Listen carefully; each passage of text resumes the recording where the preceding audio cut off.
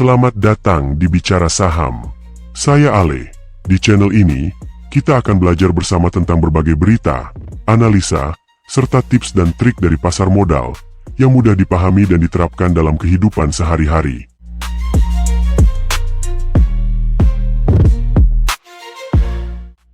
Pembukaan Gojek di Vietnam yang gemilang, kini tiba pada akhir yang mengejutkan. Ya, sobat tidak salah dengar. Gojek akan menutup operasinya di Vietnam pertanggal 16 September 2024. Apa yang sebenarnya terjadi? Mengapa raksasa teknologi Indonesia ini memilih untuk mundur dari pasar yang penuh peluang tersebut? GoViet, yang merupakan nama layanan Gojek di Vietnam, menjadi saksi perjalanan Gojek selama 6 tahun di negara itu. Namun, keputusan untuk menghentikan operasionalnya kini memicu banyak pertanyaan di kalangan investor saham. Apa alasan di balik langkah ini? Apakah ini tanda penurunan performa atau strategi bisnis yang lebih besar? Menurut Kusumo Hadiani, Corporate Secretary dari Gojek Tokopedia, penutupan GoViet merupakan langkah yang strategis. Fokus utama perusahaan kini adalah mengembangkan dan memperkuat bisnis di pasar yang memiliki potensi pertumbuhan signifikan. Jadi, apakah ini artinya Vietnam tidak termasuk dalam rencana besar Gojek ke depan? Keputusan ini juga disebut sebagai upaya untuk memastikan keberlanjutan bisnis Gojek. Vietnam disebut sebagai pasar yang sangat terfragmentasi, di mana persaingan dalam bidang transportasi dan pengiriman makanan sangat ketat. Banyaknya pemain lokal membuat Vietnam menjadi medan yang sulit ditaklukkan. Lantas, apakah penutupan ini akan membawa dampak besar bagi Gojek? Jawabannya mungkin mengejutkan sobat. Kusumo Hadiani menjelaskan bahwa kontribusi GoViet terhadap total nilai transaksi bruto Gojek di tahun 2024 kurang dari 0,5%. Artinya, dampaknya tidak akan begitu besar bagi keseluruhan perusahaan. Begitu juga dengan kontribusi GoViet terhadap nilai transaksi bruto Business on Demand Services Gojek yang hanya menyumbang sekitar 2%. Dengan angka-angka ini, jelas terlihat bahwa Vietnam bukanlah pasar utama bagi Gojek dalam skala global. Menariknya, keputusan untuk menutup GoViet ini juga menandakan bahwa Gojek sedang memikirkan ulang strategi ekspansi mereka. Dengan menyadari bahwa pasar Vietnam memiliki terlalu banyak pemain besar, fokus Gojek kini mungkin akan bergeser ke pasar lain di Asia Tenggara. Gojek pertama kali memasuki pasar Vietnam pada tahun 2018, dengan tujuan menjadikan negara tersebut sebagai batu loncatan untuk ekspansi lebih luas di kawasan Asia Tenggara. Namun, tampaknya kenyataan di lapangan tidak sejalan dengan harapan awal mereka. Sejak awal, GoViet dihadapkan dengan tantangan yang tidak sedikit. Dari peraturan pemerintah yang ketat hingga persaingan yang sengit dengan perusahaan lokal dan regional, Gojek harus menghadapi tantangan yang kompleks. Jadi, apakah langkah ini dapat dianggap sebagai kekalahan? Tidak sepenuhnya demikian. Bagi Gojek, ini adalah keputusan rasional untuk mempertahankan keberlanjutan dan fokus pada pasar yang lebih menjanjikan. Kami melihat ini sebagai strategi untuk memperkuat bisnis di wilayah di mana Gojek memiliki keunggulan kompetitif yang lebih jelas. Apakah ada pelajaran yang bisa diambil dari pengalaman ini? Tentu saja. Vietnam memberikan banyak wawasan berharga bagi Gojek dalam memahami kompleksitas pasar internasional. Mereka sekarang lebih siap untuk menghadapi tantangan di pasar lain dengan pendekatan yang lebih matang. Dengan keluarnya Gojek dari Vietnam, apakah ini berarti mereka akan berhenti berekspansi di Asia Tenggara? Jauh dari itu. Gojek tetap berkomitmen untuk memperluas jangkauannya di kawasan ini. Vietnam hanyalah satu babak dalam kisah perjalanan panjang mereka. Gojek kini melihat peluang baru di negara-negara Asia Tenggara lainnya. Mereka mungkin akan lebih selektif dalam memilih pasar untuk menghindari kesalahan yang sama. Apakah ini langkah yang tepat? Hanya waktu yang bisa menjawabnya. Namun, satu hal yang pasti, Gojek tidak akan berhenti di sini. Dengan modal dan teknologi yang mereka miliki, serta pengalaman yang mereka dapatkan, Gojek akan terus mengejar impiannya untuk menjadi pemain utama di Asia Tenggara. Keputusan untuk menutup GoViet juga bisa dilihat sebagai langkah penyelamatan untuk memperkuat posisi keuangan Gojek. Meskipun tampaknya seperti kemunduran, ini sebenarnya bisa menjadi fondasi untuk kebangkitan baru di masa depan. Bagaimana dengan pengguna GoViet di Vietnam? Mereka mungkin merasa kecewa dengan keputusan ini. Namun, Gojek berjanji akan mengurus semua kewajiban terhadap pelanggan, mitra, dan karyawannya di Vietnam dengan baik. Apa yang akan terjadi selanjutnya dengan Gojek di Asia Tenggara? Perusahaan ini sudah pasti akan terus beradaptasi dengan dinamika pasar yang berubah dengan cepat, mencari celah baru untuk pertumbuhan. Bagi para investor, penutupan ini tidak perlu dikhawatirkan. Mengingat kontribusi kecil GoViet terhadap pendapatan Gojek secara keseluruhan, keputusan ini dianggap sebagai langkah yang bijak untuk mempertahankan fokus dan sumber daya. Dengan ini, Gojek menunjukkan bahwa mereka tidak takut untuk membuat keputusan sulit demi masa depan yang lebih cerah. Perusahaan ini sedang dalam perjalanan panjang menuju pertumbuhan yang lebih besar dan lebih kuat. Jadi, apakah langkah ini akan membawa Gojek menuju kesuksesan di masa depan? Mari kita lihat bagaimana strategi mereka berkembang dalam beberapa bulan ke depan. Satu hal yang pasti, Gojek masih akan terus menggebrak pasar dengan inovasi dan strategi yang segar.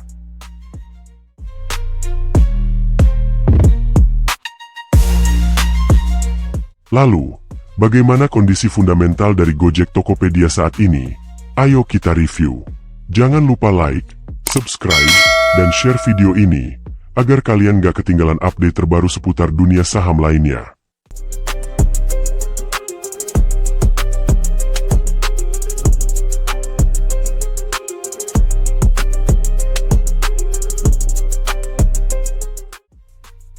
Di sisi lain, saat kita melihat lebih dalam ke laporan keuangan Goto, ada beberapa angka menarik yang bisa kita cermati. Salah satunya adalah penurunan nilai aset perusahaan. Pada Juni 2024, total aset Goto tercatat sebesar 46,3 triliun rupiah.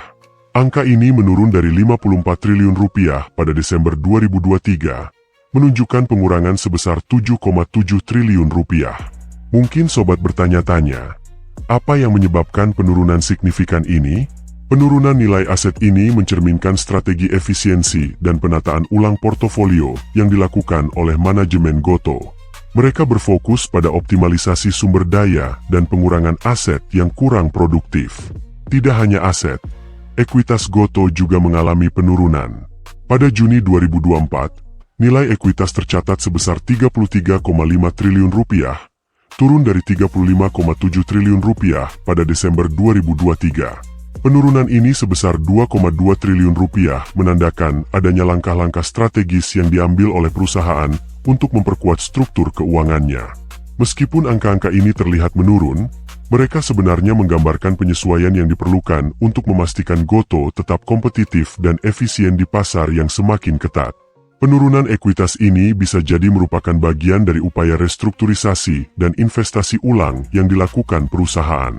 Jadi, apa arti semua ini bagi masa depan Goto? Dengan penurunan aset dan ekuitas, Goto tampaknya sedang mempersiapkan diri untuk menghadapi tantangan yang lebih besar dan meraih peluang baru.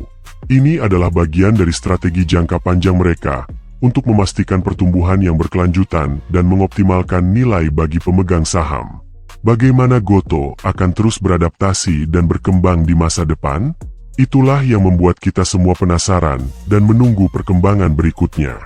Dan ada kabar baik lainnya, penjualan bersih Goto mengalami peningkatan yang signifikan.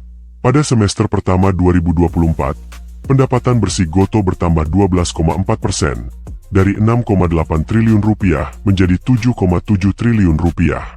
Angka ini bukan hanya sekedar statistik, tetapi bukti nyata dari pertumbuhan dan adaptasi Goto dalam menghadapi tantangan pasar.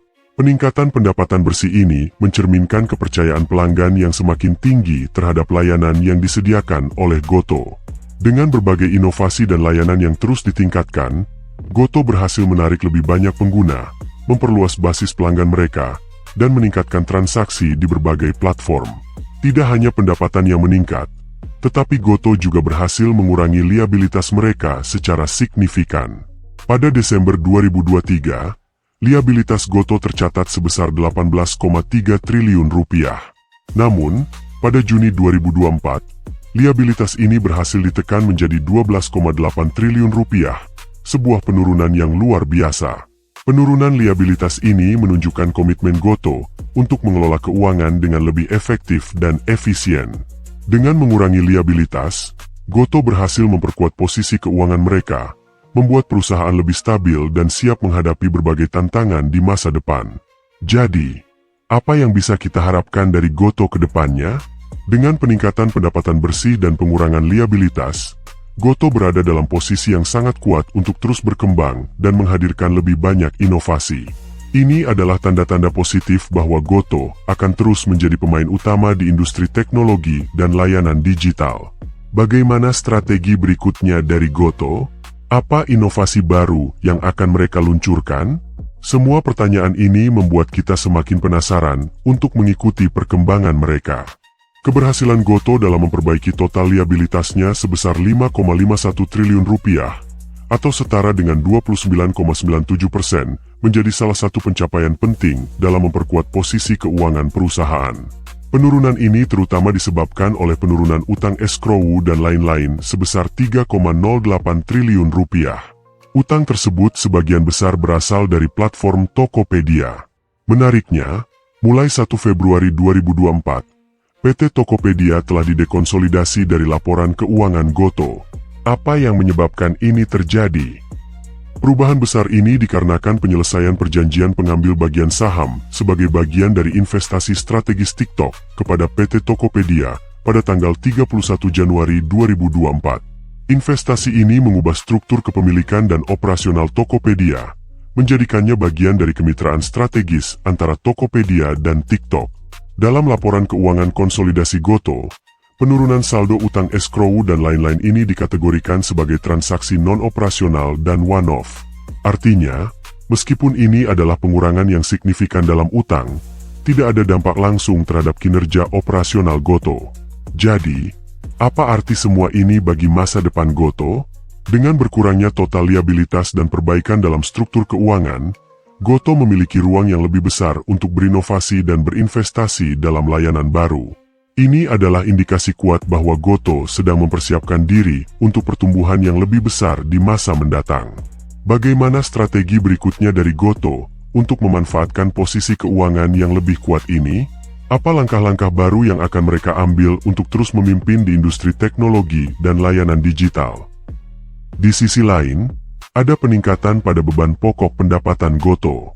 Dari 2,5 triliun rupiah pada semester pertama 2023, beban pokok ini bertambah menjadi 3,7 triliun rupiah pada semester pertama 2024. Kenaikan ini mencerminkan ekspansi operasional yang dilakukan oleh Gotoh untuk memenuhi permintaan yang meningkat.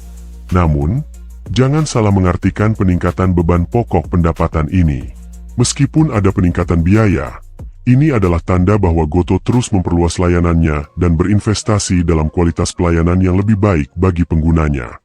Setiap biaya tambahan ini diiringi dengan peningkatan pendapatan dan efisiensi yang lebih tinggi. Dan kabar baiknya adalah, meskipun ada peningkatan beban pokok pendapatan, rugi usaha Gotoh menurun drastis.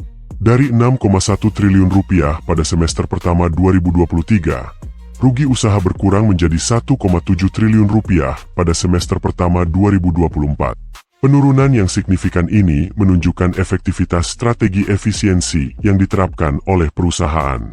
Bagaimana Gotoh bisa mencapai penurunan rugi usaha sebesar ini?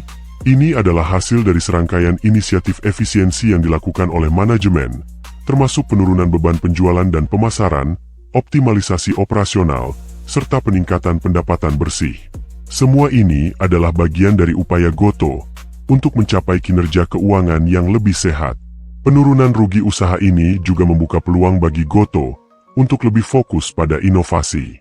Dengan rugi usaha yang semakin kecil, Gotoh memiliki ruang yang lebih besar untuk berinvestasi dalam proyek-proyek strategis yang dapat mendorong pertumbuhan di masa depan. Jadi, apa langkah selanjutnya bagi Gotoh? Dengan peningkatan efisiensi dan penurunan rugi usaha, Gotoh berada pada jalur yang tepat untuk mencapai profitabilitas. Bagaimana mereka akan memanfaatkan posisi keuangan yang lebih kuat ini? Apa inovasi baru yang sedang mereka persiapkan? Selain itu, Gotoh juga berhasil menurunkan beban umum dan administrasi mereka. Dari 2,9 triliun rupiah pada semester pertama 2023, beban ini menurun menjadi 2,4 triliun rupiah pada semester pertama 2024. Penurunan ini menunjukkan upaya Gotoh untuk meningkatkan efisiensi di berbagai aspek operasional perusahaan. Pengurangan beban umum dan administrasi ini adalah hasil dari berbagai inisiatif yang diterapkan untuk mengoptimalkan biaya dan meningkatkan produktivitas. Ini adalah langkah strategis yang penting dalam perjalanan Gotoh untuk mencapai keseimbangan finansial yang lebih baik dan memperkuat fondasi bisnis mereka. Namun, ada satu area yang perlu diperhatikan, yaitu manfaat pajak penghasilan. Manfaat ini berkurang dari 244,3 miliar rupiah pada semester pertama 2023 menjadi 51,7 miliar rupiah pada semester pertama 2024. Penurunan ini mungkin mengejutkan, tetapi penting untuk memahami konteks di balik angka ini. Penurunan manfaat pajak penghasilan ini bisa jadi merupakan hasil dari perubahan dalam struktur pajak atau insentif yang diterima perusahaan. Meskipun ini tampak seperti penurunan yang signifikan, Gotoh tetap berfokus pada peningkatan efisiensi dan pertumbuhan pendapatan untuk mengimbangi perubahan ini. Bagaimana Gotoh akan menghadapi tantangan ini? Dengan strategi yang sudah terbukti efektif dalam mengurangi beban dan meningkatkan pendapatan, perusahaan ini memiliki fondasi yang kuat untuk terus tumbuh, meskipun ada perubahan dalam manfaat pajak penghasilan. Penurunan ini juga menyoroti pentingnya inovasi dan penyesuaian dalam strategi bisnis Gotoh. Dengan mengurangi beban dan terus meningkatkan efisiensi, Gotoh siap menghadapi berbagai tantangan dan memanfaatkan peluang untuk pertumbuhan lebih lanjut.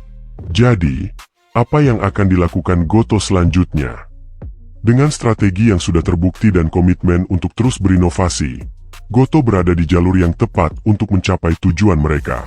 Tidak hanya itu, Gotoh juga mencatat penurunan signifikan dalam rugi periode berjalan. Dari 7,2 triliun rupiah pada semester pertama 2023, rugi periode berjalan menurun menjadi 2,8 triliun rupiah pada semester pertama 2024. Ini adalah pencapaian luar biasa yang menunjukkan bahwa strategi efisiensi dan peningkatan pendapatan yang diterapkan perusahaan benar-benar membuahkan hasil. Penurunan rugi periode berjalan ini mencerminkan upaya keras Gotoh untuk memperbaiki kinerja keuangannya. Dengan pengurangan sebesar ini, perusahaan semakin dekat untuk mencapai tujuan profitabilitas yang sudah lama diidamkan. Bagaimana mereka bisa mencapai hal ini? Ini semua berkat langkah-langkah strategis yang cermat dan komitmen yang kuat untuk terus berinovasi dan meningkatkan efisiensi operasional. Namun, ada satu metrik penting yang harus kita perhatikan, yaitu net profit margin. Berdasarkan data semester pertama 2024, net profit margin Gotoh berada di angka minus 34,8%. Meskipun masih negatif, ini adalah langkah besar ke arah yang benar, mengingat berbagai tantangan yang dihadapi perusahaan dalam beberapa tahun terakhir. Net profit margin yang negatif ini menunjukkan bahwa Gotoh masih dalam proses transformasi menuju profitabilitas penuh. Dengan berbagai inisiatif yang telah dilakukan, seperti penurunan beban umum dan administrasi serta peningkatan pendapatan bersih, Gotoh menunjukkan bahwa mereka berada di jalur yang benar. Bagaimana Gotoh akan terus memperbaiki net profit margin mereka?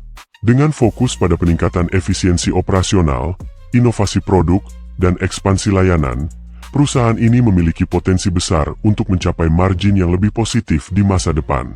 Setiap langkah kecil menuju profitabilitas adalah bukti dedikasi mereka untuk menciptakan nilai bagi pemegang saham dan pelanggan. Jadi, apa yang bisa kita harapkan dari Gotoh ke depannya?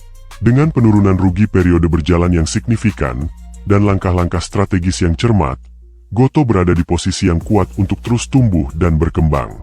Melihat lebih dalam pada metrik keuangan Gotoh, kita menemukan bahwa return on assets perusahaan untuk semester pertama 2024 adalah minus 11,6%.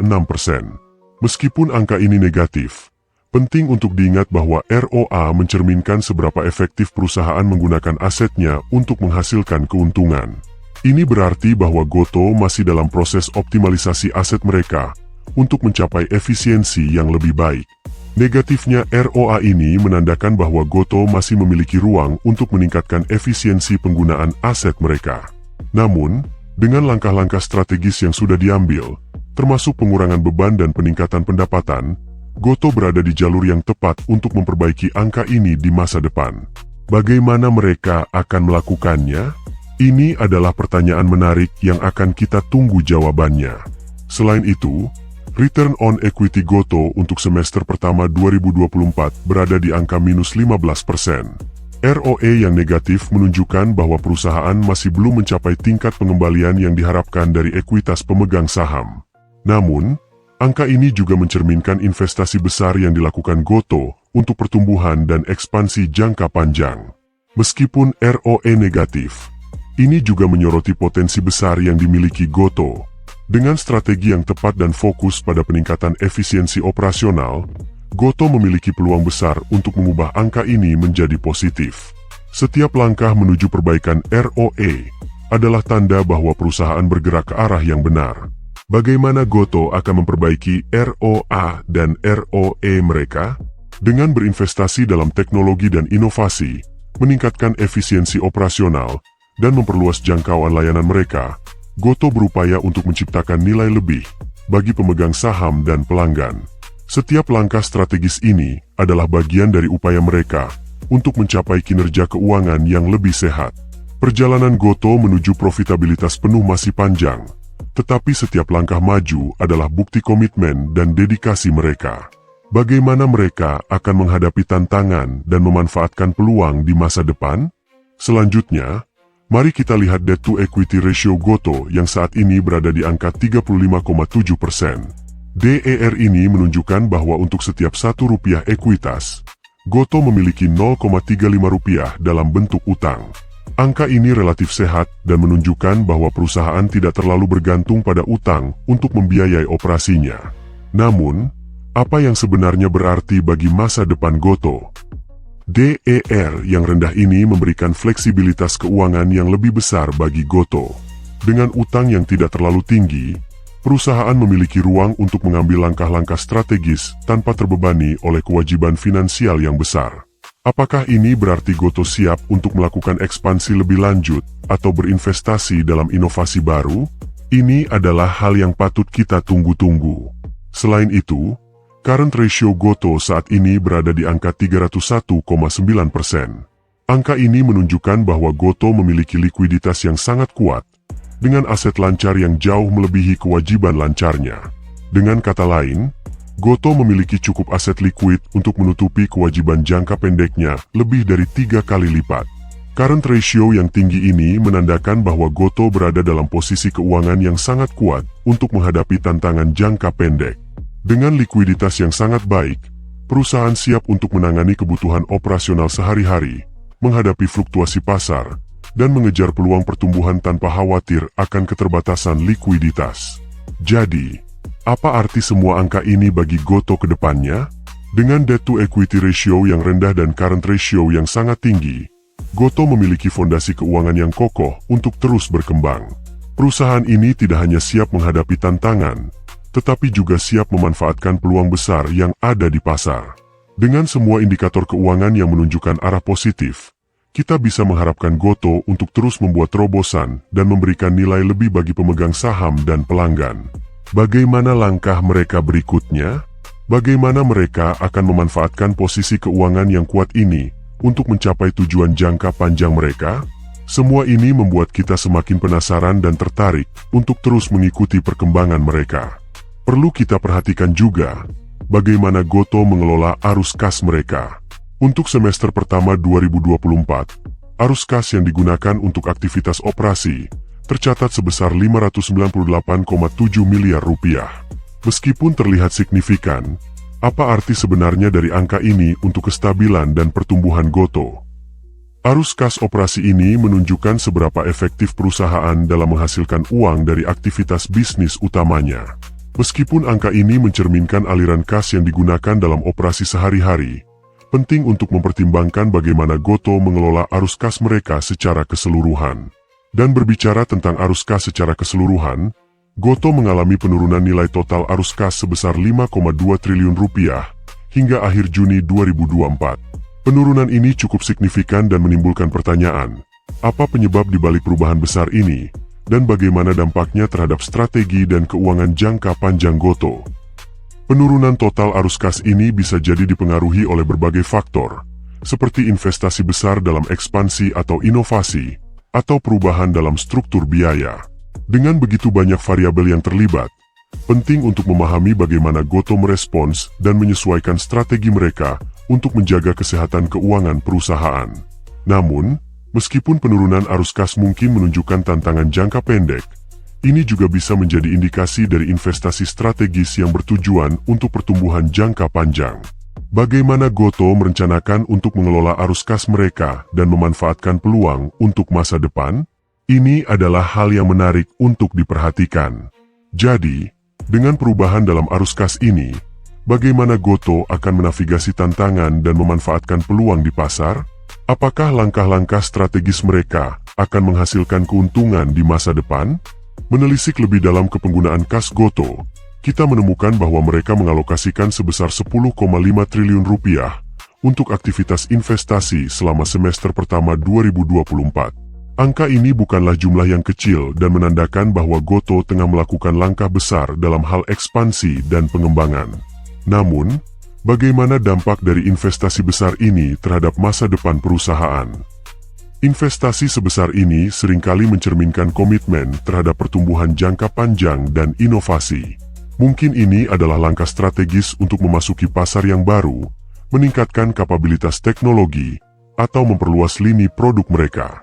Apa sebenarnya yang diharapkan dari investasi besar ini, dan bagaimana dampaknya terhadap posisi Gotoh ke depan?